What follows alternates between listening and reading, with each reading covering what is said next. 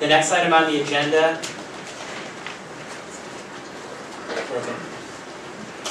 the next item on the agenda is consideration of the status of Progress for All. Mr. St. Croix, would you like to introduce this agenda item? The Commission had asked at a prior meeting that an update be given on the status of the Progress for All committee and the process and regulations that were being used. The Progress for All committee has a campaign called the Run Ed Run campaign, which is designed to convince Mayor Lee to run for the office in his own right. Excuse me, Mr. St. Yes. Can I just mention, there are seats down forward, and here in the corner, I see that there are many interested people, and I thought it might be helpful to know that there's some so we don't have a log jam at the door.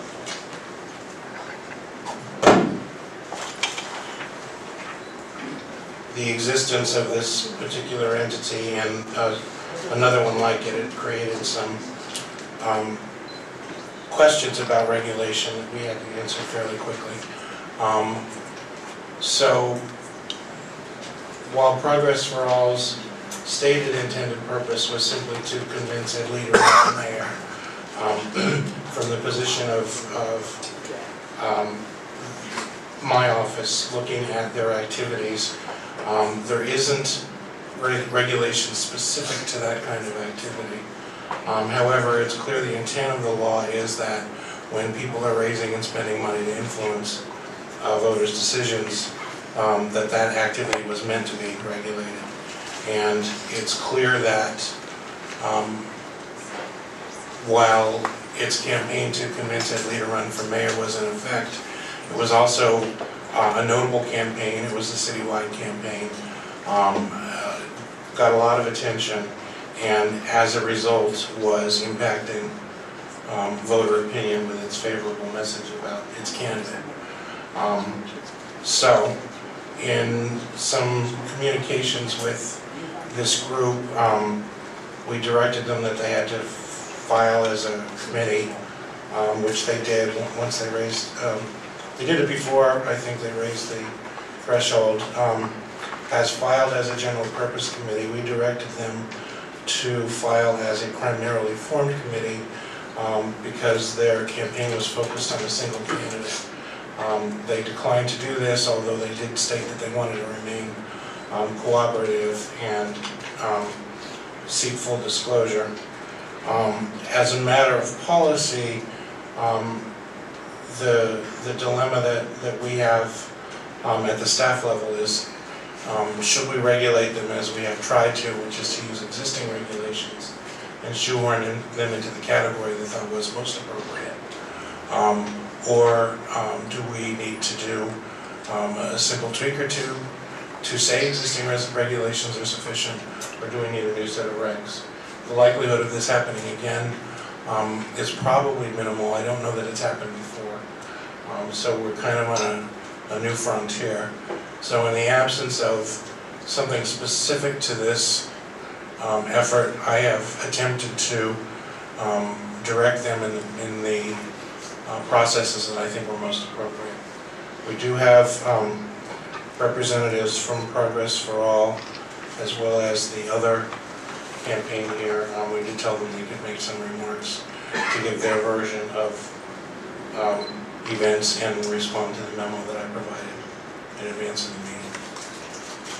I would ask that those representatives, if they are here, they're welcome now to make those comments.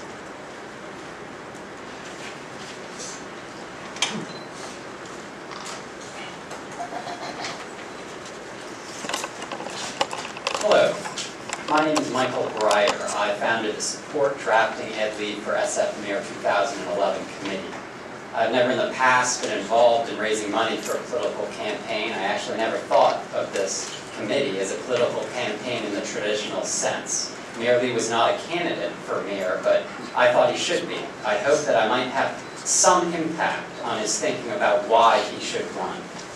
The committee has no paid staff or accountants. As such, I would like to publicly acknowledge my appreciation for the help provided by the Ethics Commission staff, and in particular Jared Flores, who spent considerable time assisting us to ensure our committee complies with all reporting requirements. I would also like to thank the Executive Director for emailing the Ethics Commissioners on Friday to correct 2 misstatements made about our committee in his August 3rd memorandum. Most importantly, he acknowledged that our committee has submitted all required filings on time. I would like to submit a forwarded version of the email for the public record. The Draft Ed Lee campaign is about to close up shop. As we all know now, Mayor Lee has decided to enter the race. Bless his heart. I am pleased if my work played a minor role in his thought process. And if I decide to volunteer on Ed Lee's campaign, I see no reason why I should not be able to do so, or why his campaign should be deterred from allowing me to serve on it. The Executive Director's memo suggests that were I to work on the campaign in any capacity, it would be presumed that the work I did on the Draft Ed Lee Committee was done in coordination with him. As a practical matter, I expect that would mean that I could not work on his campaign, not because there was any actual coordination, but because no candidate is going to want to make himself a target for that kind of accusation. First, I don't see any language in the ordinance that the Executive Director has cited, section 1.15, that applies to this situation. I was not advocating the nomination, election, or defeat of a clearly identified candidate, which is what the ordinance refers to. I was advocating that Ed Lee declare himself a candidate. The Executive Director appears to acknowledge that distinction when he says in his memo that it's up to you, the Ethics Commission, to decide whether existing law has been sufficient to manage the situation or if new proposals are called for. The fact is that the existing ordinance does not address the situation at all. And I do not believe that political activity of this kind, activity that lies at the heart, the very heart of the First Amendment of the Constitution of the United States of America, can be retroactively burdened in the way that the Executive Director suggests. Second, the fact is that my committee was completely independent in every way. In respect to running our television advertisement and all other spending, there was no coordination. There wasn't even any communication or contact about this with Ed Lee or any other independent committee. I have not heard anyone suggest anything to the contrary, and so I'm alarmed that the Executive Director would state that under the ordinance, there would be a rebuttable presumption of such coordination in the event that I went to work for Ed Lee's campaign. That is not what the ordinance says at all. I'm on the Library Commission. My only interaction with Ed Lee has been at library-related events. The first time I met him, which was before I started the campaign, I told him that he was ushering in a new cooperative era of city government. We never discussed my campaign to draft him or his thoughts on running for mayor. I embarked on a campaign to draft him as a private citizen who was inspired by his leadership and achievement in office. While I thought it was unlikely that he would run, I thought the best chance of convincing him was by mobilizing hundreds of everyday citizens in a grassroots effort to appeal to his civic obligation to serve the city. That's all I've done. I obviously want to volunteer on Ed Lee's campaign. I started a campaign to draft him to run. Why should I not be able to volunteer? Why should I not be able to fully participate in the political process? I should not be penalized for conducting what clearly are constitutionally protected activities. Thank you very much.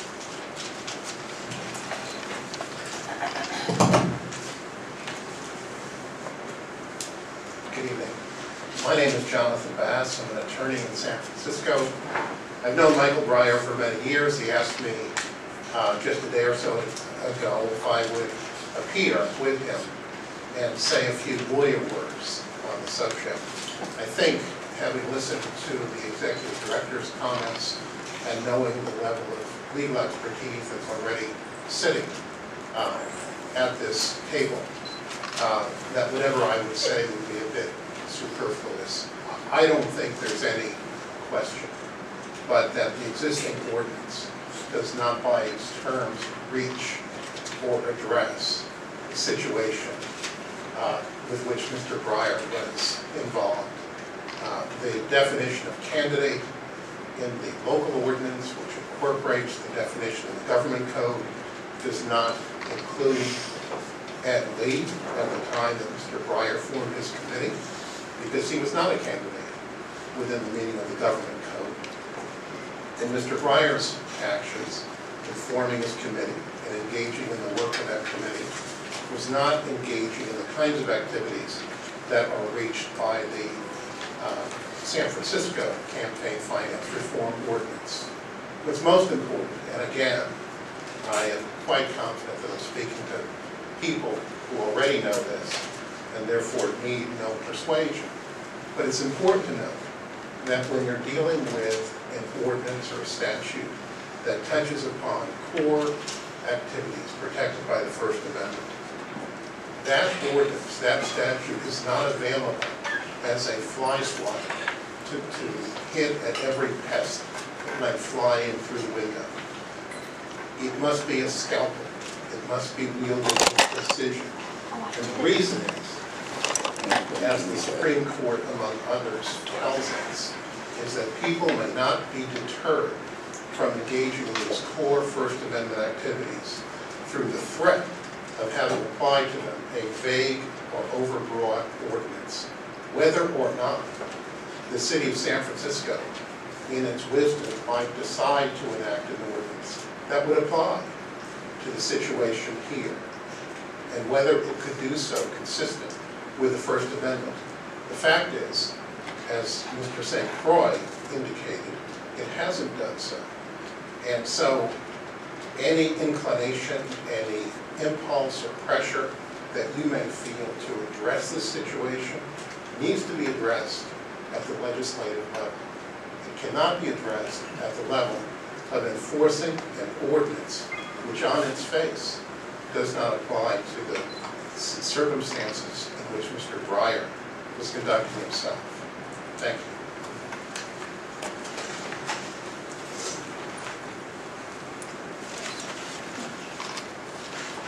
Is there a representative from Progress for All that is here? Who is here?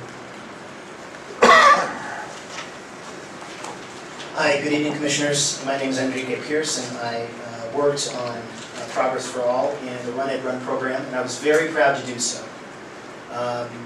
The Run Ed Run program, I want you all to know, ended 1 week ago today.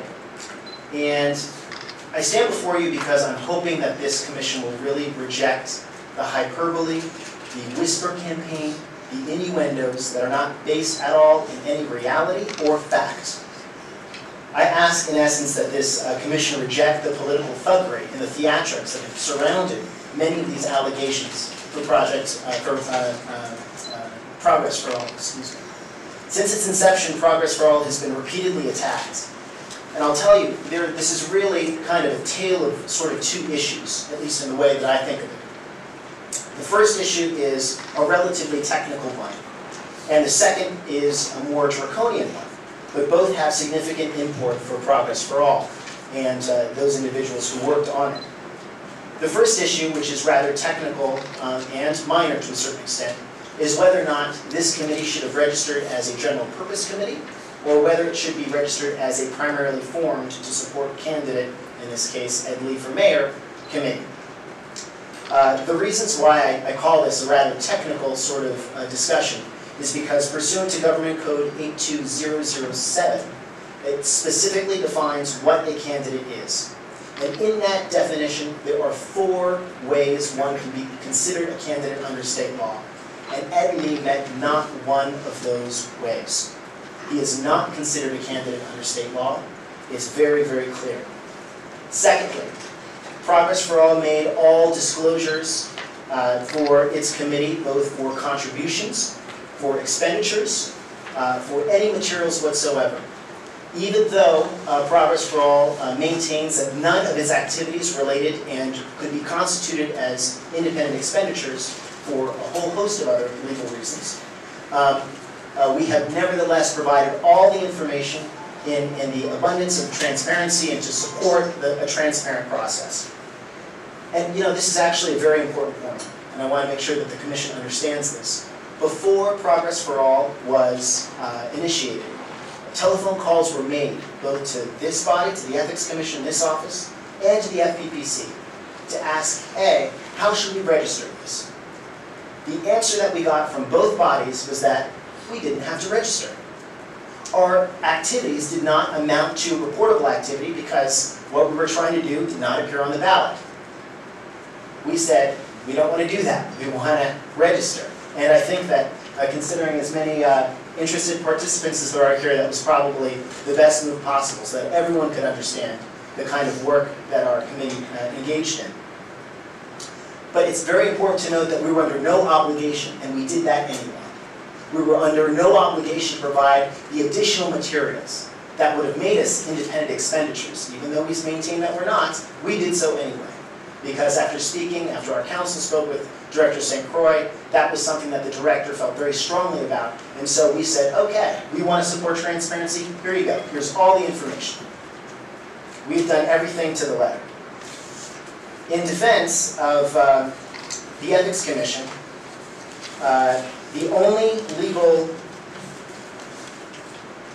document that they show to state that we should be filed as a primarily formed committee, to my understanding, the only thing that has been proffered to date is a one-line definition that is part of an appendix to a pamphlet that is put out by the FPPC. I called the FPPC earlier today, and I got to the bottom, and I'm happy to take any questions as to why this one sentence is off the mark. They have cited no statute, they've cited no regulation, they've cited no FPPC opinion letter, nothing. Nothing that is binding to say that Edley was a candidate, because in reality and under the law, he was not a candidate. So he could not have been a primarily formed committee to support a candidate. It stands to reason. The second major, and I think the more draconian issue before the board, is the edict that Director St. Croix made issuing a blanket prohibition on any and all staff and volunteers from the Run Ed Run program working on Edley for mayor. I think the prior speakers very eloquently pointed out some of the First Amendment constitutional issues, and I won't go over them to save some time here. But I do want to emphasize that from Progress for All's standpoint, and this is a relationship that the mayor himself has made repeatedly clear in the media several times, and I'm here to let you all know once again, there was no coordination, there was no request or suggestion or cooperation between our committee and the mayor. He was not involved in any kind of decision-making process whatsoever for the committee. Simply put, the reason why there is no coordination is because there is no coordination, period. It really is that simple. But this is how bad it is. If you can just humor me for one moment, to think that if there's, in essence, what Director St. Croix would have this commission do is ratify a decision whereby one individual, one senior citizen who held one Run Ed Run sign on one street corner on one Saturday would be forever prohibited from working on the Ed Lee for Mayor campaign, if that individual decided to do so, because they volunteered for Run Ed Run and Progress for All. I would hope that the commission would understand how absurd that sort of conclusion is and how tortured it is. The other disturbing issue, to me at least, is that all of this is very prospective. None of it deals with things that have actually occurred. The director is putting out a general statement saying no one can do this in the future, when in fact there is a rebuttable presumption.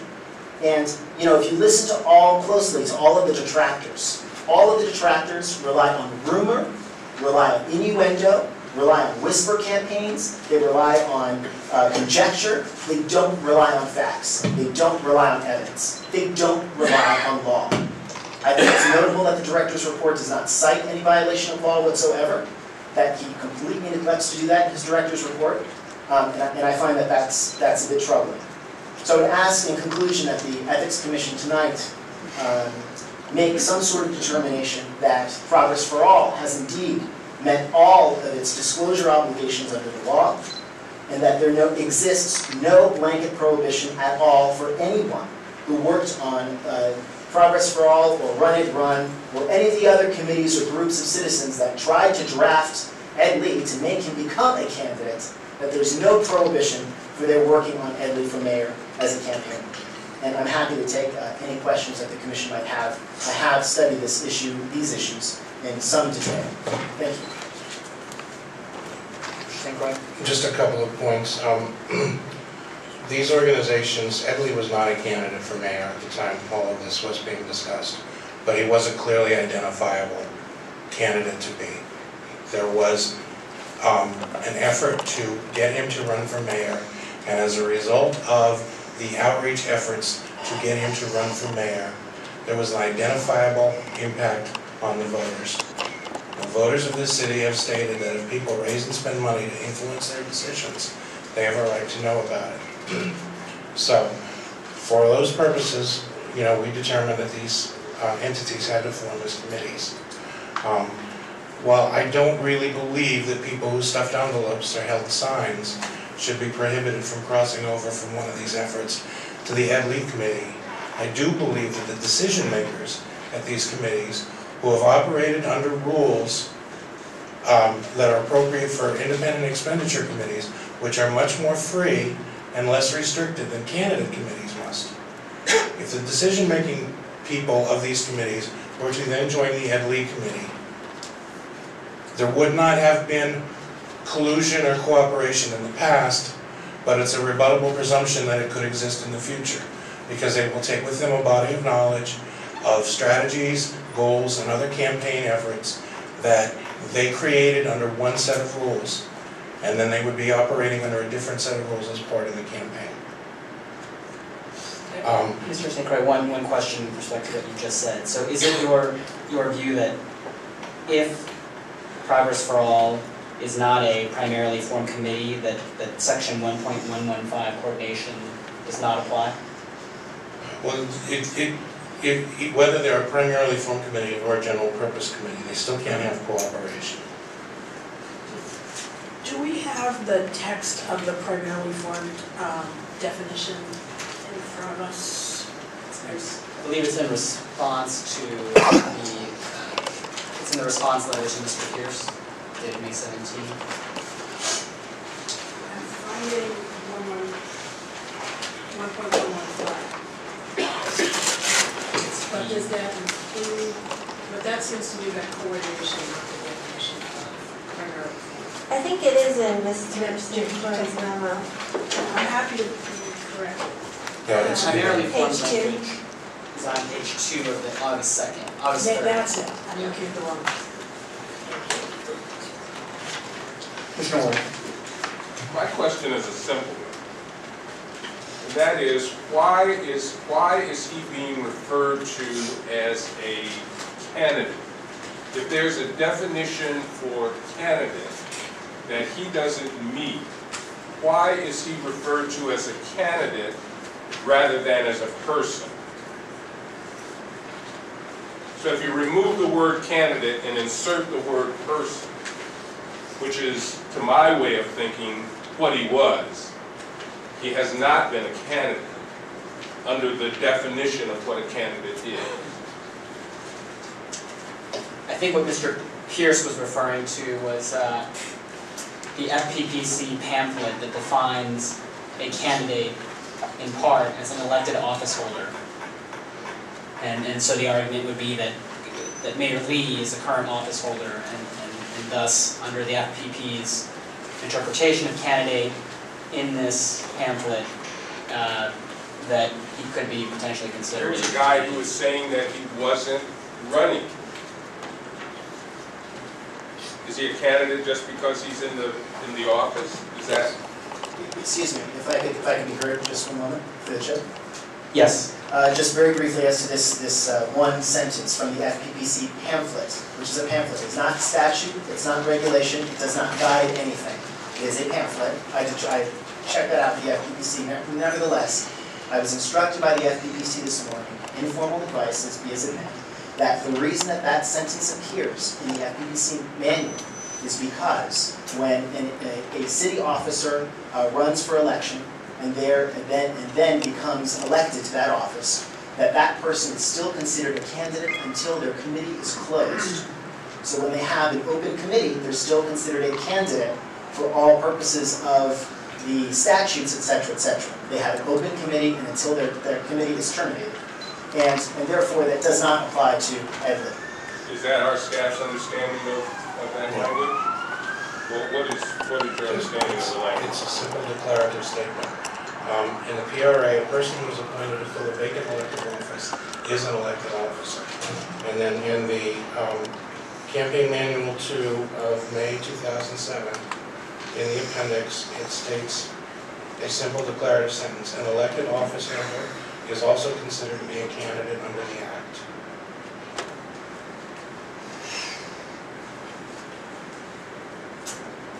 Could you repeat that sentence? An elected office holder is also considered to be a candidate under the Act. Is Mayor Lee an elected But mayor? He was chosen by the... The PRA states that a person who is appointed to fill a vacant elected office is an elected officer.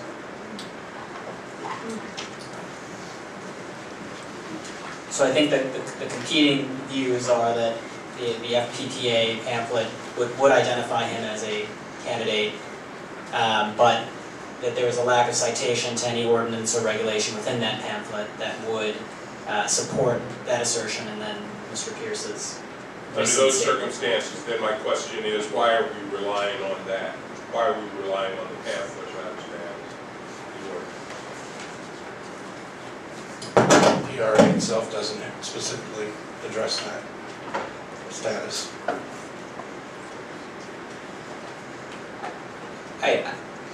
Are there Ms. Engel? The campaign manual is a manual that's used by elected candidates for elective office to interpret, to understand provisions of the Political Reform Act and also the regulations of the Fair Political Practices Commission. And it makes a lot of these complicated issues easier for candidates to understand. So this is a publication of the FPPC that will provide guidance to candidates and elected officers. Which is why there is a lot of reliance on the manual itself. Commissioner Ward, I share your concern in part because of the reliance issue. I mean, I understand that it's in a pamphlet that's used by candidates, but if there's a definition of candidate that does not include someone in Mayor Lee's position, it causes concern that one would rely on that express definition when engaging in activity, and not necessarily on a pamphlet definition that, although widely used, is not part of the actual definition of candidate. So I share your concern there. Commissioner Selby, did you have? Yeah, I'm coming out of the... We can all imagine instances when, in trying to clarify something, in this case, to try to retain authority to manage the far end of a campaign and the existence of a committee and the responsibilities of someone that the people writing the pamphlet were picturing a situation that they had encountered at the other end of a race, and not necessarily this one. I can think of the mischief that this definition could lead to, that anyone who is holding an elective office being considered a candidate could have a much broader effect, and I don't think that's what they intended. If you think of all the situations in which anybody holding an elective office is a candidate and therefore subject to either restrictions or if there are privileges of being a candidate, but they haven't announced that they are, could cause problems that it seems like this sentence is not intended to reach. I don't want to over-rely on a phone conversation reported by Mr. Pierce, but it is a tempting explanation for why they had that sentence. And I don't know that I can make just practical common sense that any elected official or any appointed official to an office usually held by an elected office holder is automatically a candidate. That's just, Especially when they doesn't say I'm not a comport, candidate. just doesn't comport with my experience. I will say that it is, I do think that we need to look at this further, not this particular instance, but going forward, because I disagree that this is a situation that would never repeat itself again. Yeah. I can imagine a situation where people take advantage of not being an official candidate to then have expenditures made and large sums raised without public scrutiny for their benefit once they officially declare. And so I do think that we need to have staff look at this issue and figure out what we can do to ensure that something like this is not misused. I mean, to date, I don't think the Commission has seen any evidence that any of the entities that try to encourage Mayor Lee to run were engaged in any sort of problematic conduct, but you can imagine going forward people taking advantage of it. Commissioner Sutton? Yeah, Mr. Chair, we've heard from the people from the committees in one situation who are urging the candidacy, but we haven't heard from any other members of the public on this Sure, issue. we'll So certainly I take think public comment, but I thought we would, on this issue, I thought that comments from the commissioners could help guide public comment to the extent we had further questions, so I thought if there's any other comments from the commissioner, then perhaps we could share them now. Commissioner Liu. Yes, I'd just like to ask a clarifying question. So, Mr. St. Croix, is it your view that a committee just formed to persuade someone to run for office, that in and of itself, does that render it subject to a certain characterization, or was it something more than that caused you to? Well, it's that plus the fact that they're raising and spending money. There's a third committee that was formed that we knew of, but they didn't raise or spend any money, so they're not, they don't bring the scrutiny on because whatever they're doing, it's not within the level of regulated activity. But all other committees are defined as coming into existence at the point they either raise or spend $1,000. So that's our benchmark here, that once they hit that level of activity and are, again, conducting activities that result in voter outreach, that becomes a regulated activity. Commissioner Han? I have a question. I'm still not clear on the aspect of volunteering, that someone who was either a volunteer or involved in these committees or one of the leaders of the committees, that somehow they then will be deprived of the ability to participate in the actual elective process. Again, in my memo, I essentially said nobody can, because I don't have a screen to figure out where the cutoff might be or how to define who can move on to the candidate committee and who should not. But it's essentially the people who are decision makers on the independent expenditure campaign should not then be involved in the candidate campaign. And I'd be, I don't think that there would be any kind of violation of the law if somebody were an envelope stuffer at both of them. But I'm not willing to immediately prescribe what the differentiation is. I don't have an immediate tool to say these people can move on and these people cannot.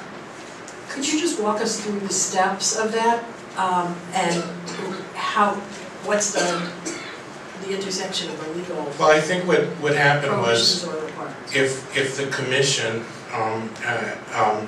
both as a matter of policy and interpretation, agreed that decision makers of these efforts should not be involved in the campaign, and they did anyway, they would be subject to a complaint and a finding of violation. It's an independent expenditure Right. violation? Yeah, That the because, fact that they went from A to B meant that the initial expenditure could not have been independent? Is that the analysis? yes, it was independent when it was made, but if you change the circumstance, usually collaboration takes place when you have two active campaigns. When you have an independent expenditure campaign and a candidate campaign, and something happens where they act in concert. This particular situation is, again, like the primarily formed committee, not specifically addressed, but there's a body of knowledge gained through the activities of one committee, even though that committee may not exist anymore, and the other committee didn't exist. I propose that still fits under the definition of cooperation. It's kind of taking the law and looking through the lens backwards. So it's a retroactive determination that it was not independent? I'm not saying these two committees have done anything wrong yet. Right.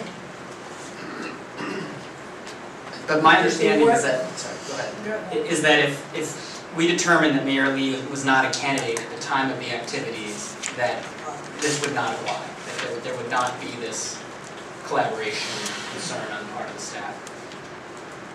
You can make that determination. I would disagree with Well, this section clearly refers to a candidate, you. Right. so if he's not a candidate, then, But there was a candidate, even though he wasn't one. sure, I They certainly had a understand. candidate. I understand that it hinges on, I'm just trying to make sure that the commission is on the same page as the staff as to, and with, I think, the committees that issue, that really this hinges on what candidate. Okay. What is well, I think there are some other ways to get there, or that if we got through that one, we might still have other screens. Has the commission dealt with this matter of, assume for the moment, an independent expenditure on behalf of a candidate or ballot initiative? And then somebody who wants to go from that project, that is squeaky clean about whether it was independent. Assume for the moment it was independent at the time made. Have we barred other people from moving from independent expenditure campaigns to working for races or ballot initiatives? Or do we not know because we have posted the sign and so people know that they can't do it? Do you understand what I'm asking? Is this some, have we used this body of knowledge standard in the past? No. If there was a precedent, then If I put up a big billboard today for a ballot initiative, saying whatever I thought would be effective, spending money in a way that was, and filing so that you were completely satisfied, are you telling me that I can't then go work for, saying whatever I say about an issue or ballot initiative, that I can't turn around and go volunteer for that campaign? there's a rebuttable presumption of coordination. You would be vulnerable to a charge of violation, and it's possible that an investigation would determine that there wasn't any. Which is a factual matter. Right. So what kind of factors would you use to rebut that presumption?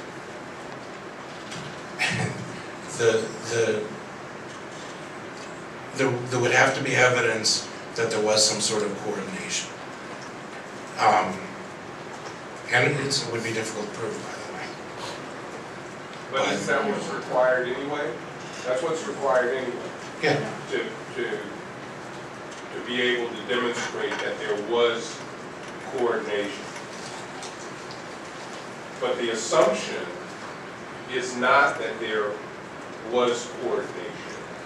If people are saying, I never talked to him, We never talked about it, either now or in the past. But I think what you're saying is that there is a presumption automatically if they move from one place to the other. Yeah, I mean, from my point of view, yes. Oh, question is, Right. what does 1.115 say?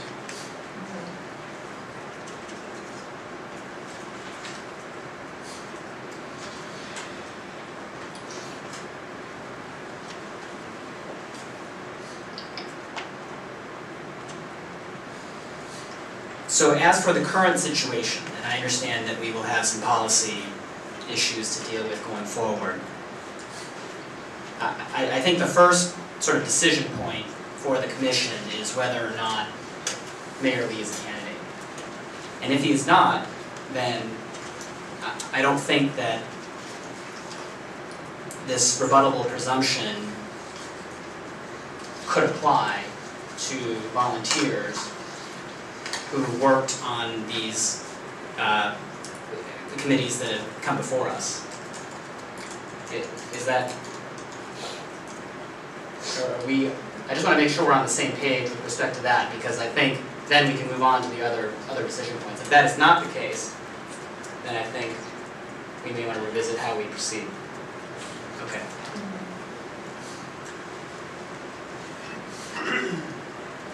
Does anybody have any questions for Mr. Breyer or Mr. Pierce beyond what has been asked so far?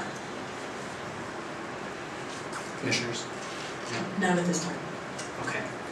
We were just looking at Government Code 82007 for the definition of candidate. That is where it's defined in the ordinance. Right, okay.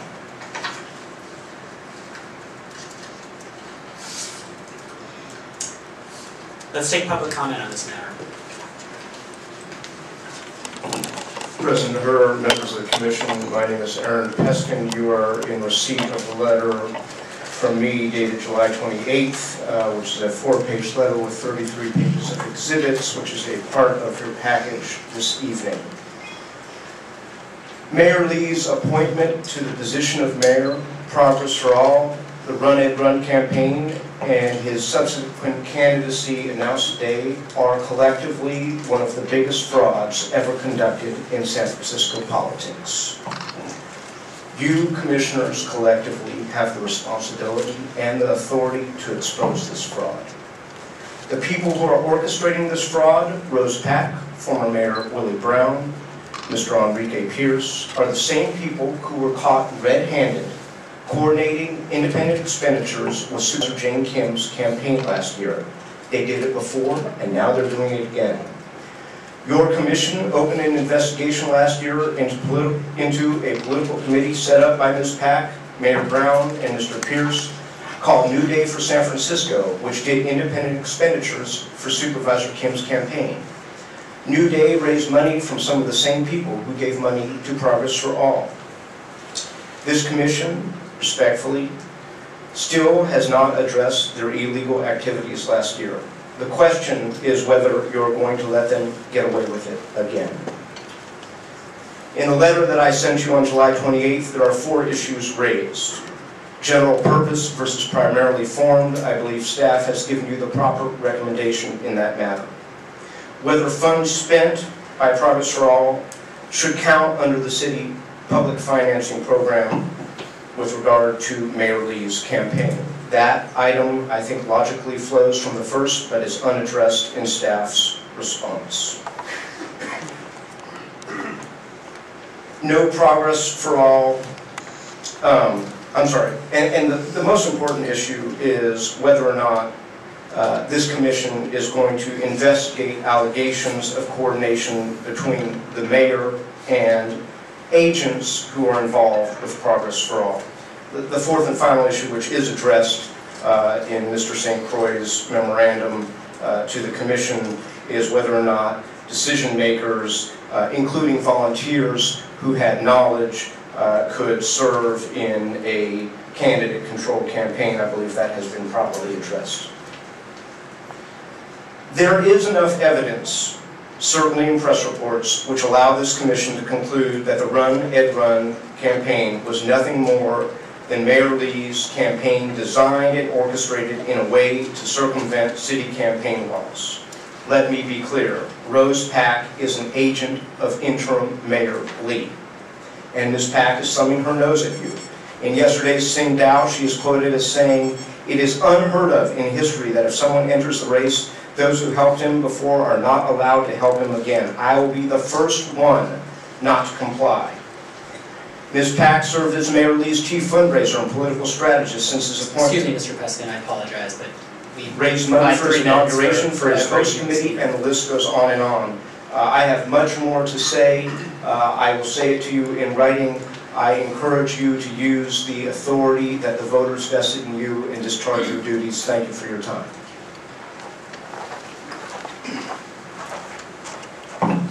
Commissioners, Ray Hart, Director San Francisco Open Government. What you just heard was a presumption of guilt. We are going to presume they colluded, we're going to presume they worked together, we're going to presume this, that, and the other thing, rather than have any proof that that was actually what happened. And what would that have on the effect in public participation in elections? Number one, I would have to worry about whether if I went out and tried to encourage a friend to run for the Board of Supervisors or some other elected position, that later on someone would come along and say, well, you encouraged him to do this.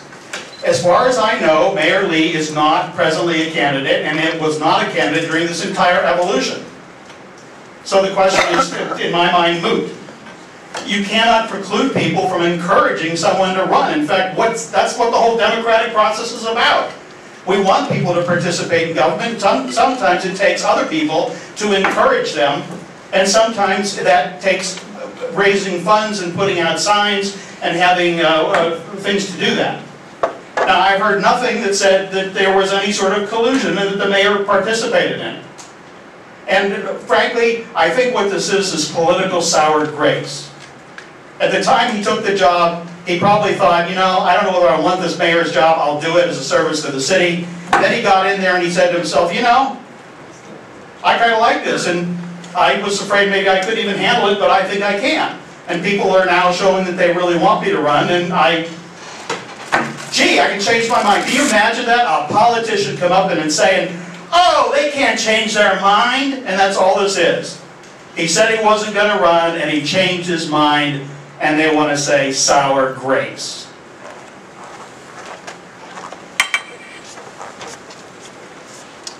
Hi, my name is Jim Stearns. I'm a campaign consultant in town.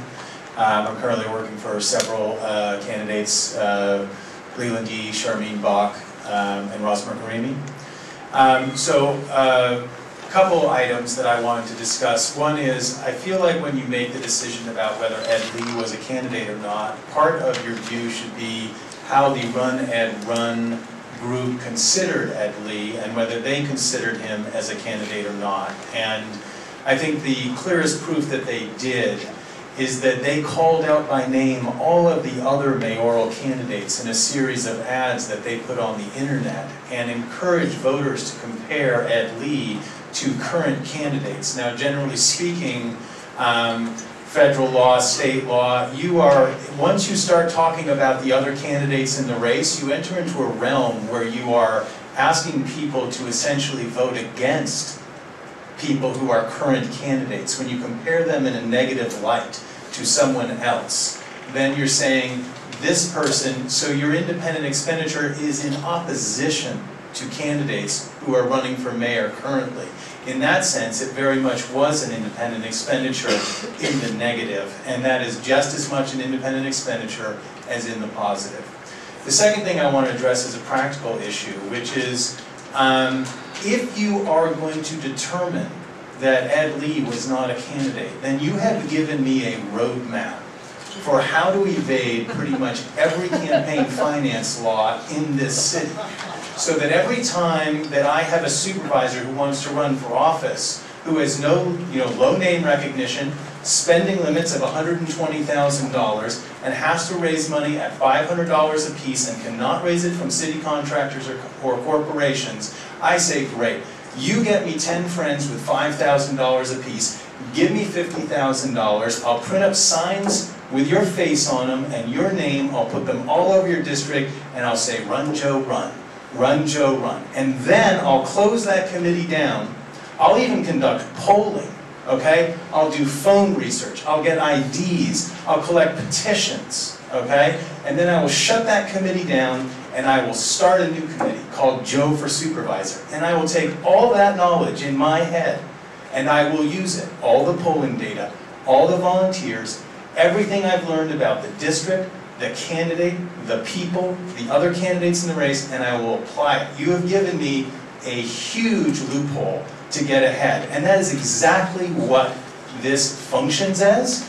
Whether it's intended to or not is not the point. It's how does it function in the real campaign world, and it functioned as a massive evasion of campaign finance law. So I would say that if you do not find him as a candidate, you are opening the door to everyone repeating this. Okay? Thank you.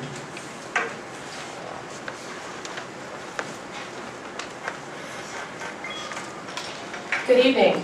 I'm Helen Pelsman, and I'm a San Francisco voter.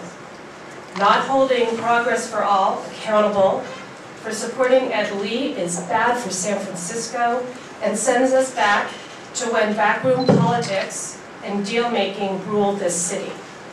We need the Ethics Commission to stand up for San Francisco's citizens and ensure that all campaigns are played out on a level playing field.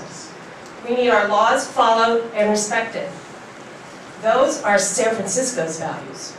I urge the Ethics Commission to approve and accept all of Director St. Croix's recommendations regarding Progress for All. Thank you.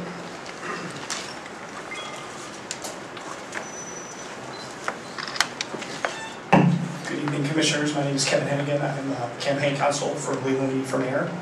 I just want to speak to the question of whether or not Mayor Lee was a candidate in that full time. I turn your attention to the definition of candidate, which was referred to earlier. Candidate includes a person who receives a contribution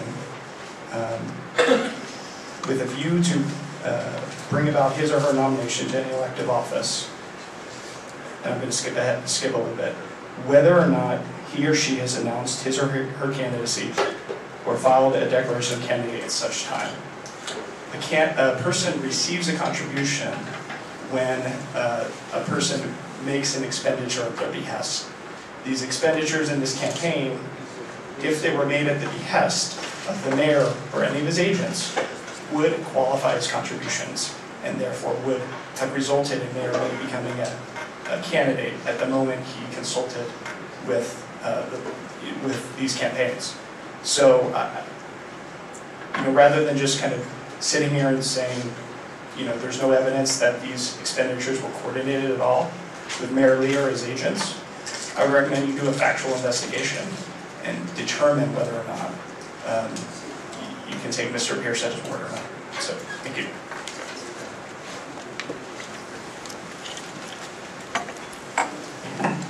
Good evening, Commissioners. My name is Tina Moylan. I live on Russian Hill, which falls into District 2, District 3, and I'm a proud San Franciscan. I come from a family of 50, so I really like a fair playing field, and I saw that District 2, there were a lot of districts running for supervisors last year. Some of the candidates got in February, some got in August, and the ones who got in later, they said, oh, you're going to be too late, you're not going to have a chance, and that was proved wrong. I'm not mentioning names of anyone, but I just advocate a clean and fair playing field, and I think that up to now it has been, and that's what I would promote. Thank you.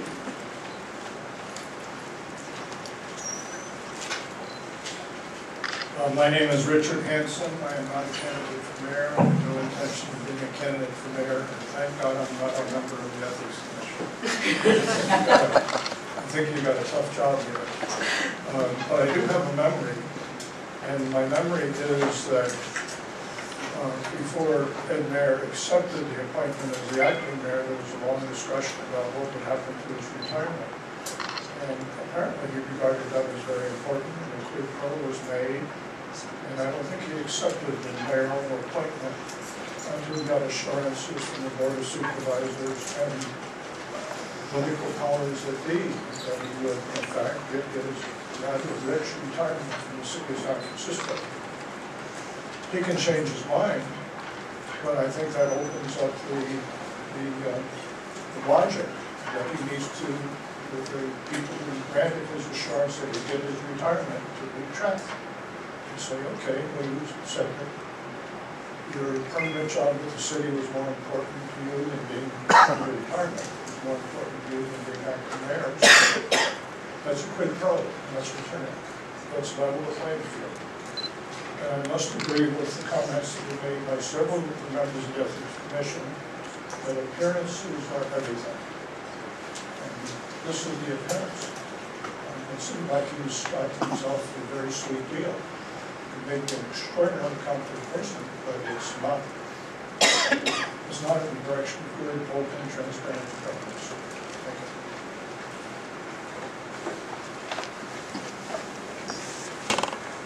Hello, my name is Ray Toby.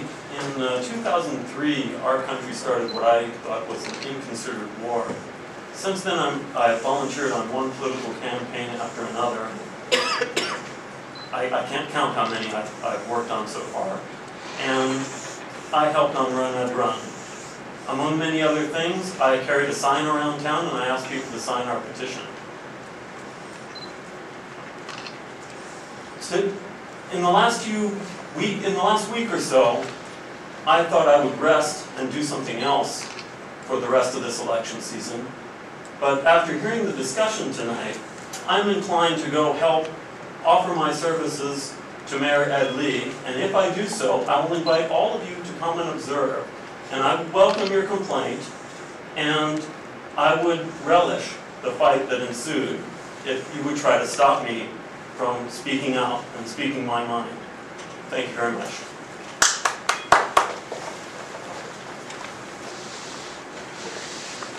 Good evening, Commissioners. My name is Christina Olagi. I'm a volunteer for the Run Ed Run campaign. I served as a co-chair, one of 5. I'm here because I picked up the Examiner on Friday and was informed in this article that in a report released Thursday, Ethics Commission Director John St. Croix warns that if the backers of the independent Run Ed Run campaign were to work with Lee on his own campaign, it would violate rules that separate candidates and third-party campaigns that operate independently of the candidate.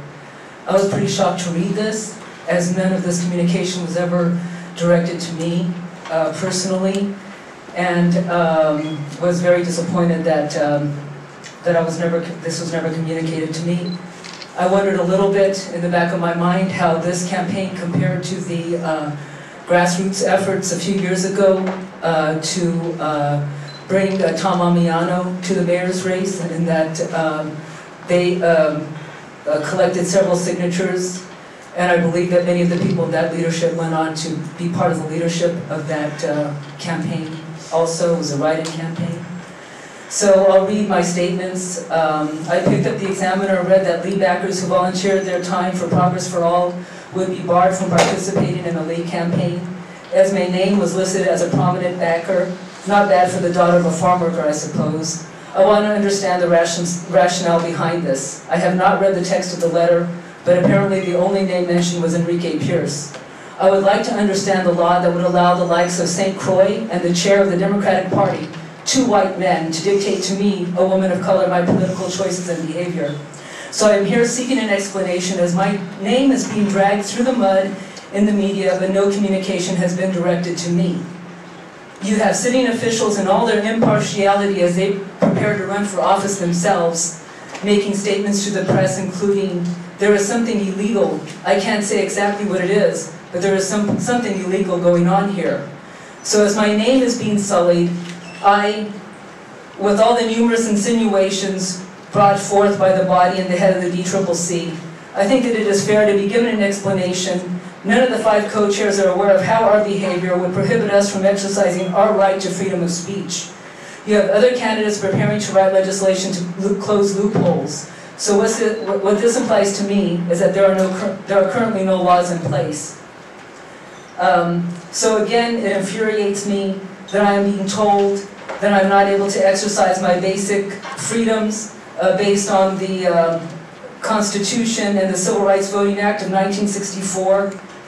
But no specific rule is being cited at all. So please just let me know what local law trumps the Constitution and the Civil Rights Act of 1964, and I will go on my merry way. When I am told that I can't do something, I usually jump up for joy. I have a lot on my plate. But on behalf of myself and the co-chairs and the 500 or so volunteers, we want an explanation. We want to know what is fraudulent about our activities. And I guess they'll say, well, you know, some of us don't know any better. I'm not a dumb... I apologize, but we do have a 3-minute limit. Okay, great. Well, I want an explanation. Thank you.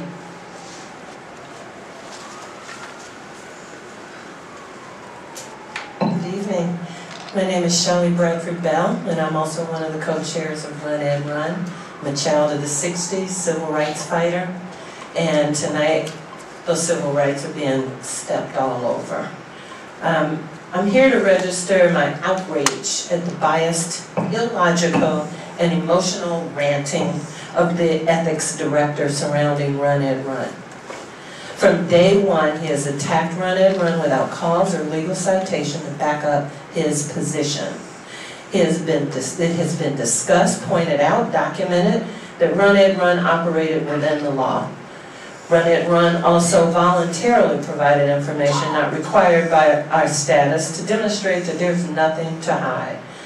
This seems only to have sent the director in a new direction, proclaiming that he is going to try to trample all over the Constitution and take away our constitutional rights, not since before the Voters' Right Act of 1960 has so much effort been made to marginalize and silence the voices of minorities and women. Regardless of how the media chooses to spin the story, Run Ed Run was a grassroots movement. It was a movement of African Americans, Latinos, Asians, Pacific Islanders, women, and other disenfranchised communities, communities which are under or unrepresented in the other campaigns.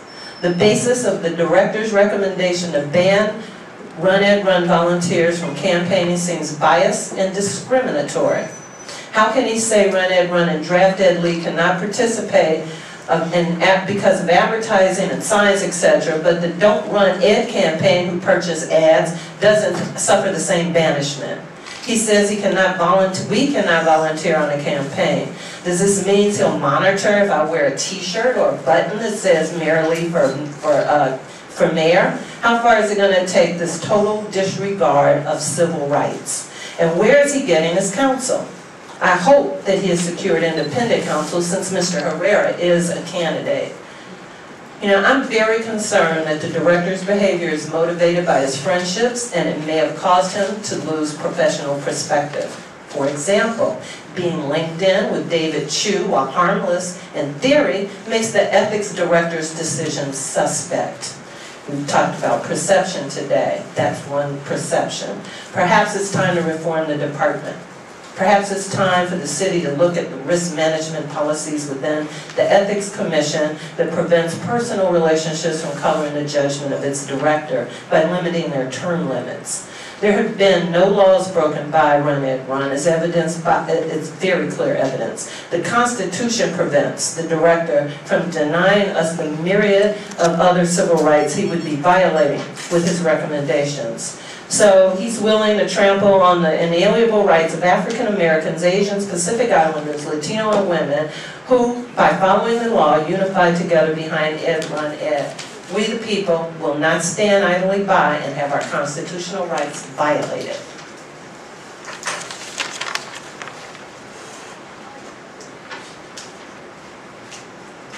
Before we move on, and commissioners, before we take other comments, I would like to say that this is a novel issue, and that the staff has made every effort to come to the right decision.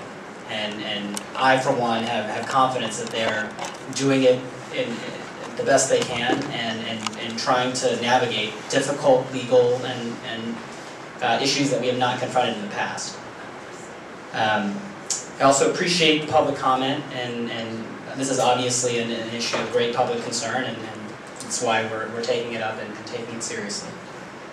Commissioners, any further comments based on what we have heard?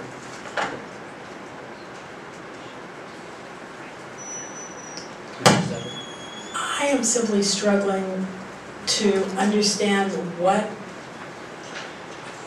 action, if any, is before us, because so much of this is factual, and we don't usually handle factual matters without, investigation, a full record.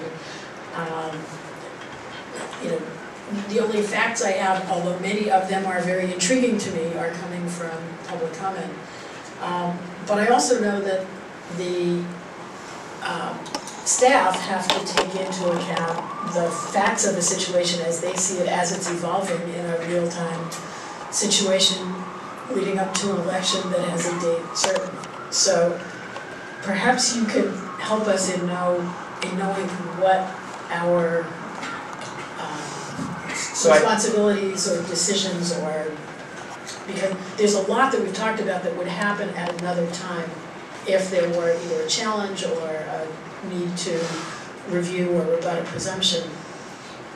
But what do we have for us? I empathize with your concern. I think here what we can do is provide some guidance to the public and to those who worked for these committees that we've been discussing on whether, just by virtue of being the current mayor, Ed Lee is considered a candidate. Because I agree with you that whether or not he ultimately is a candidate does depend on factual issues, for example, the ones that were raised by some of the public comment.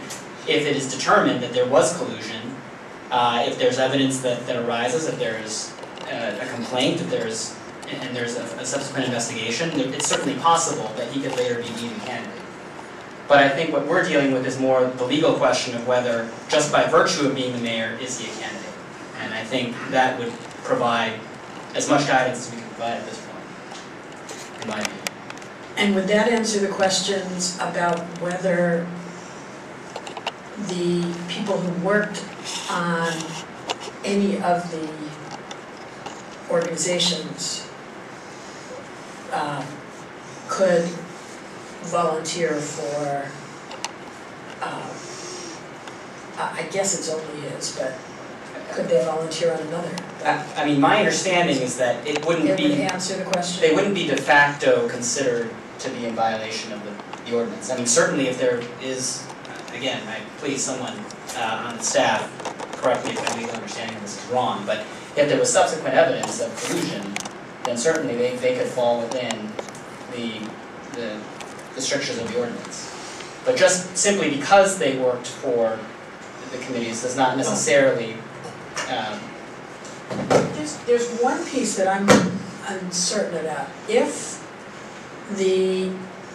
something was considered an independent expenditure and then subsequently determined not to be independent, isn't there a solution in a sense that those expenditures are then chargeable? You unravel the independence, it is now covered expenditures, covered campaign, and subject to all of the limitations of the candidate's own campaign. Is that... So it's not that people couldn't participate, it's that if they participated and the veil or the independence was pierced, eliminated, then the rules about how much people could have given to this prior enterprise become the rules that would apply to the candidate and all that. It's not... It seems to me that I'm very sympathetic to people who are saying, you can't make... How can you prevent me from participating? It's that if they were totally separate, then they could participate, or if he was never not a candidate until last night, then they could participate. But if it's not independent, then it's not the individuals. I'm trying to work this through, I may be wrong, I realize that's a real possibility. It's not that they can't work for a candidate, it's that all of those expenditures then get swept into and are covered by the rules applying to the candidate. I realize the city attorney isn't here and we are, for reasons mentioned before. Does that analysis make sense to you or missing, or am I on the wrong track? I just thought if it's not independent, it just collapses into, and now you have to follow the rules of a candidate campaign, expenditure limits, reporting, and so forth, and you would, and that group would have been in violation if it turns out to have not been independent. Theoretically, you're correct. And Although theoretically, it doesn't sound, I mean, but it means that people would have to guess whether, they would have to know whether it was truly independent to be able to make that. Sorry. As I said before, it's not that we think any violation has occurred. It is the potential if decision makers from the Independent Expenditure Committee then go to work for the campaign committee in the future. They bring with them a body of knowledge that was gained under one set of rules and will be able to implement it under another set of rules. Mr. Stern's comment, for example. For example. So that's what I wasn't understanding before about the body of knowledge question. It's not that if an independent when done, it's always acceptable, it could influence, it could come forward. Well, there I have a question about whether, because this is a relatively new situation, we have to decide tonight for all future, or you and telling them what they have to do, are creating that parade of horribles in the future. Couldn't we do whatever makes sense here, and then if we see possible problems in the future, regulate or seek legislation to address those situations down the road? I think that is an option. My concern is that this is going to be, this could be taken advantage of in the future, and it could be in the next election cycle. Right. And so I think we need to have, because I do think that we have to move fast, and we don't want a situation where nobody's a candidate until they're, hundreds of thousands or millions of dollars are spent voting them as candidates. And so I think we need to close that possibility in the future. With this particular instance, given the definitions that were in existence at the time, I find it hard to say that Mayor Lee was a candidate by virtue of him sitting as the mayor currently.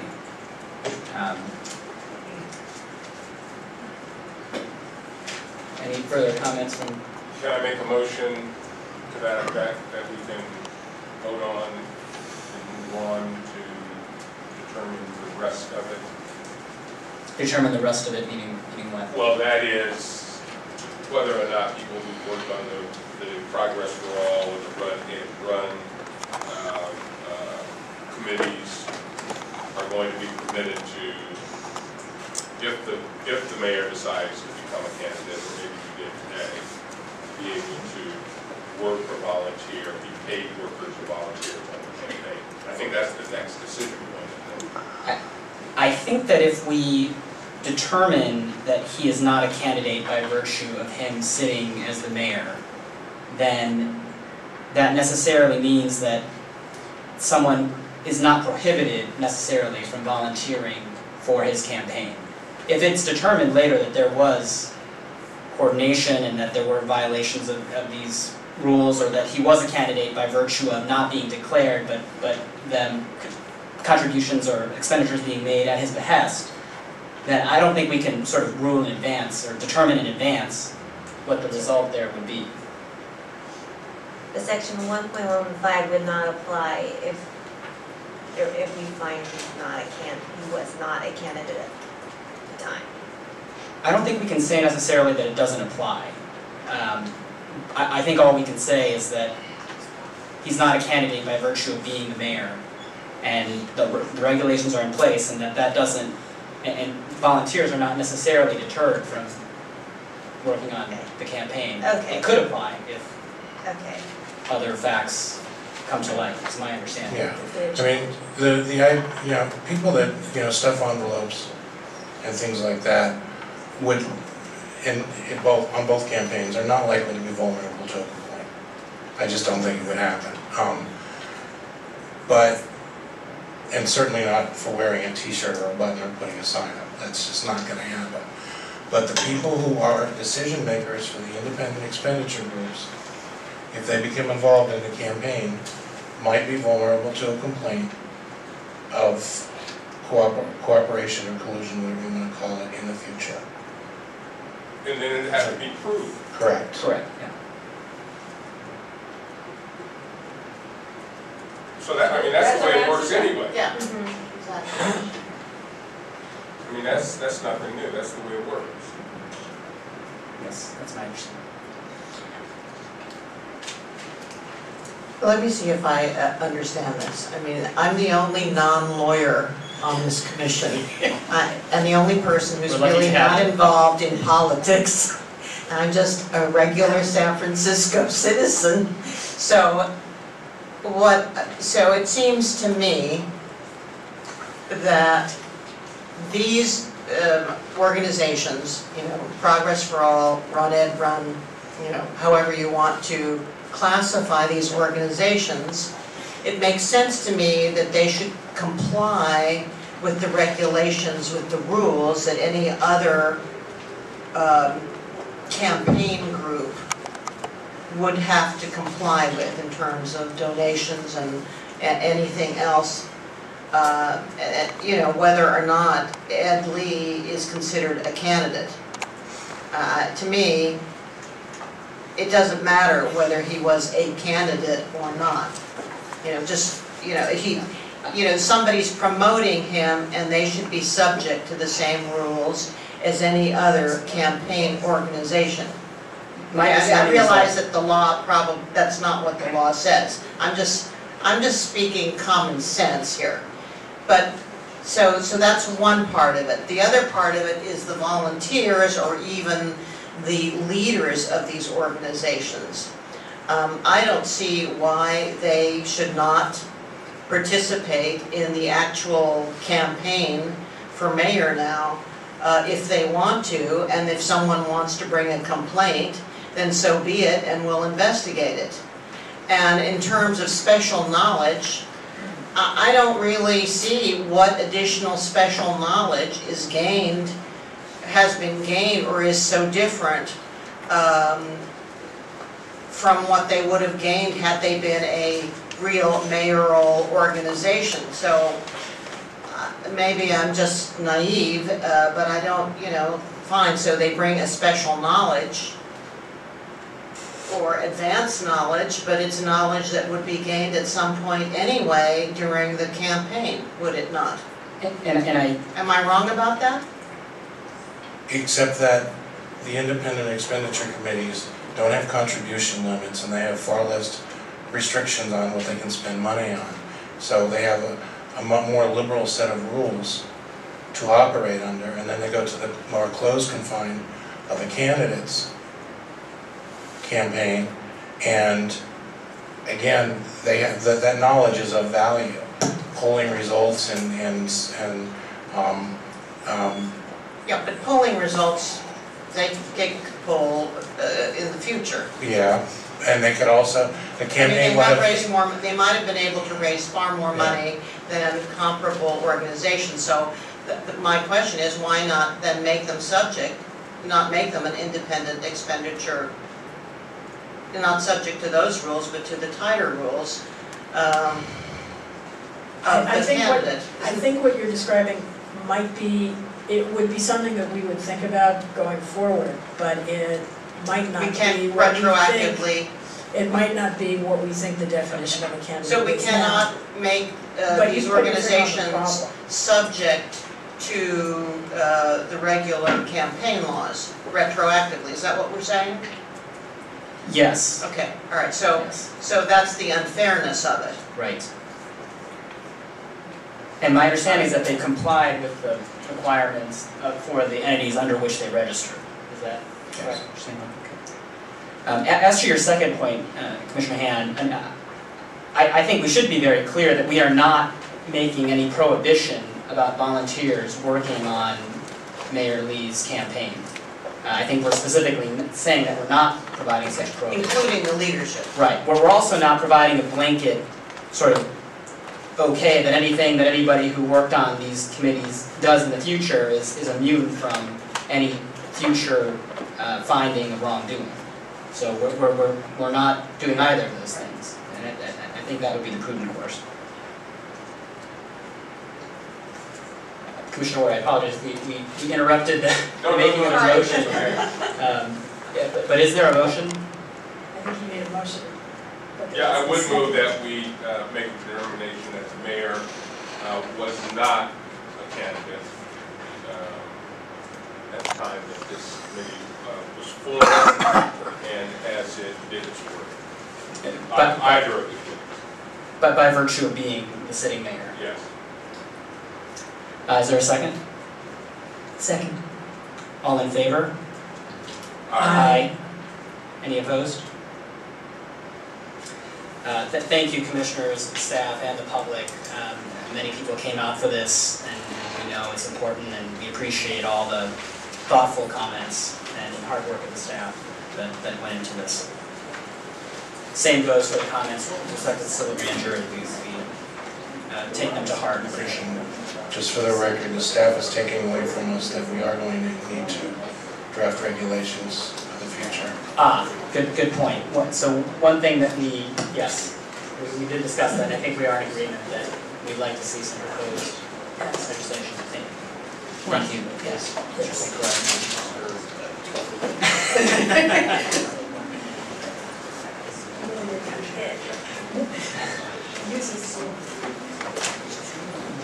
The next item on the agenda is a closed session.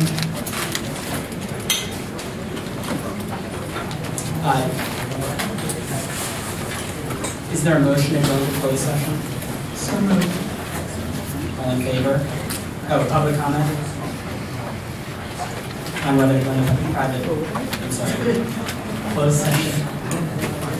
All in favor? Aye. Any opposed? Take 5 minutes. Excuse me, public comment on the subject of the closed session? Yes. On the subject of whether it's no, I have no comment on whether or not to go into closed session. I have a comment on the content of the closed session. So that would be